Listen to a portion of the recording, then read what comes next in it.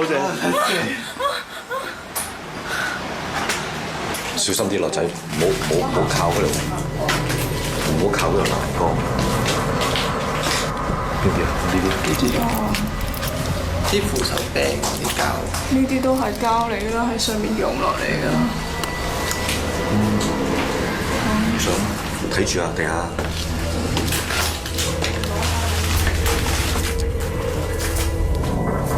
好多炭咯，係好多炭喺地下咯。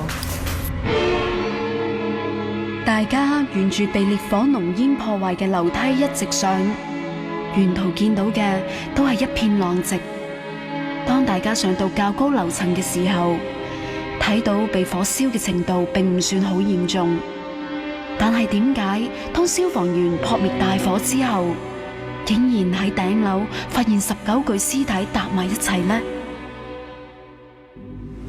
到了到半夜的時候，就開始就火已經撲滅，然後就有消防員就進去清理現場這樣子。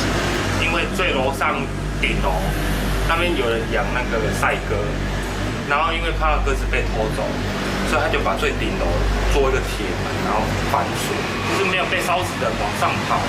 但是因為鐵門鎖起來，就那個10幾還是20個，全部都是在那個要去頂樓的那個上面那邊，全部都被濃煙嗆死了。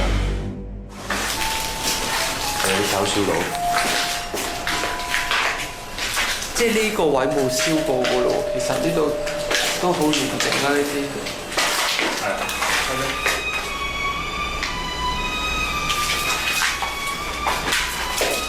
呢邊都係。而家我哋到幾多樓啊？頂噶咯喎。爬上去啱嘅。頂噶咯。唔係喎。中華民國菜鴿協會喎。哦，咁唔怪得知天下面樣。八格。咁佢嗰道門鎖咗，嗰道門喺邊度門啊？上面裝嗰陣。睇下。係啊。我哋揾咗嗰道門出嚟先。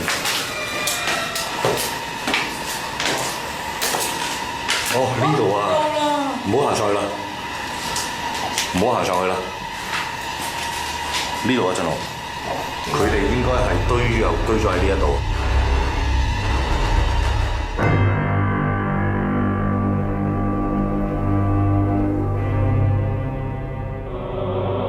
由於一把鎖，就令到19條人命無辜枉死，可能因為死不瞑目。雖然事隔多年，仍然有人見到火災現場鬼影幢幢。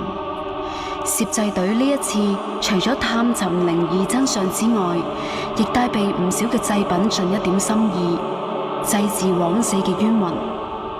大家擺設好祭品之後，就會留低阿夢同攝影師振雄，除咗盡一點心意之外，亦希望能夠拍攝到一啲靈異嘅現象。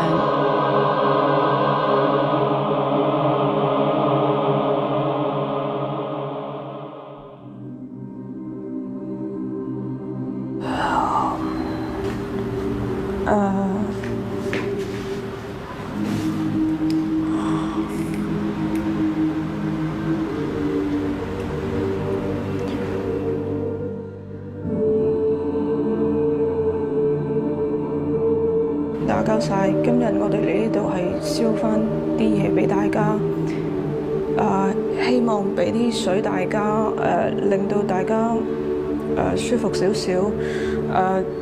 我冇法在身，但係希望大家都可以領受。如果各位朋友唔介意嘅，就請你哋現身俾我哋嘅攝影機拍到，多謝。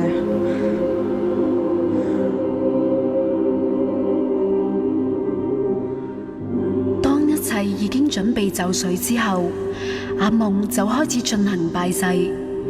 但係當佢一化付錢嘅時候，本來翳悶嘅空間突然發生變化。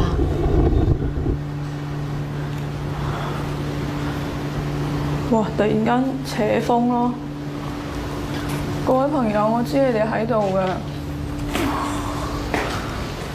我哋今日嚟係希望燒啲嘢俾大家嘅。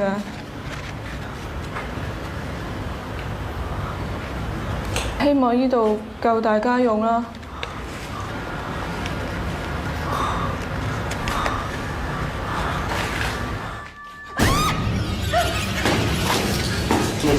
後面有人喐㗎，點解啲水會喐㗎？我冇上，這個不冷嗎？